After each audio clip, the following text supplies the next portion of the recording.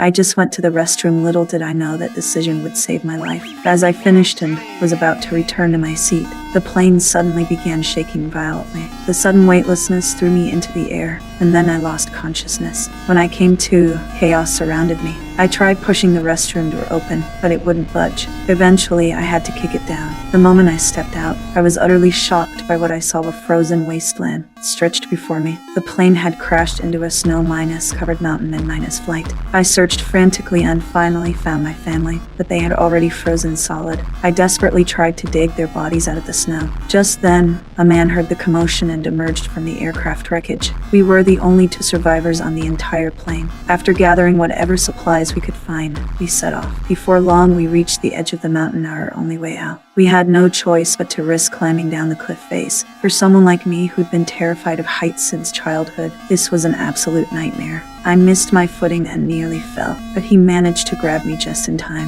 After a grueling effort, we finally made it halfway down the mountain. One glance downward made me dizzy, so we decided to traverse horizontally along the rock face instead. We'd only taken a few steps when a massive boulder blocked my path. I looked down at the cliff below, and my entire body went rigid. He had to reach out his hand to pull me across. Though my legs had turned to jelly, I had no choice but to go. Survival depended on it. Just as he was about to continue, he realized there were no more handholds ahead. We were stuck halfway down the mountain, unable to go forward or back. In this critical moment, he suddenly thought of a solution. He leapt off the cliff and landed squarely on a tree below. Cushioned by the tree, he actually survived. He quickly shouted up that the method worked, urging me to jump toward the tree. For someone with a fear of heights, this was nearly impossible, but with his encouragement, I jumped. I landed right on top of him. As he got up, he discovered I'd also broken his phone in the fall. After resting briefly, we continued onward. Soon we reached another snow-covered mountain. As we walked, he spotted a cave up ahead.